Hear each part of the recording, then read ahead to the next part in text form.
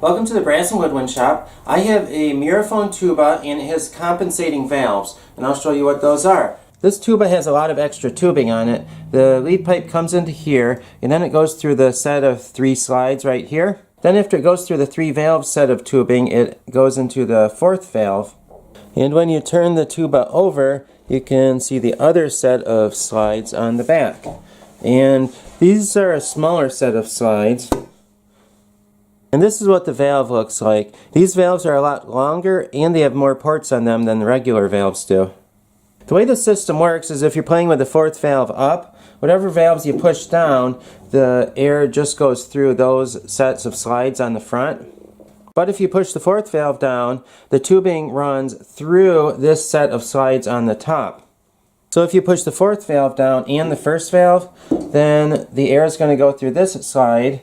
The 4th valve tubing goes around, and then it goes through this set of slides also. So if you push that 1st valve down, then it goes through this slide too. That adds extra length to the slide. And if you were to push down all 4 valves, then it would go through all these sets of tubing here, along with what's on the front, and also through the 4th valve.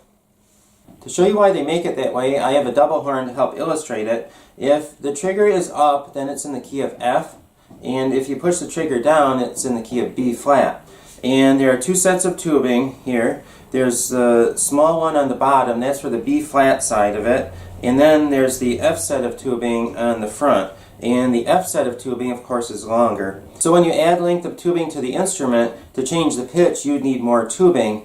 So when you're playing an instrument, you add any length of tubing to it, it changes how long the slides need to be. And of course, when you're playing an instrument, you push down a 2nd valve, it adds a half step to the length of the instrument. But if you start pushing down lots of valves, it adds a lot more. So the more valves you push down, the more tubing it goes through, the longer these slides need to be to compensate for it.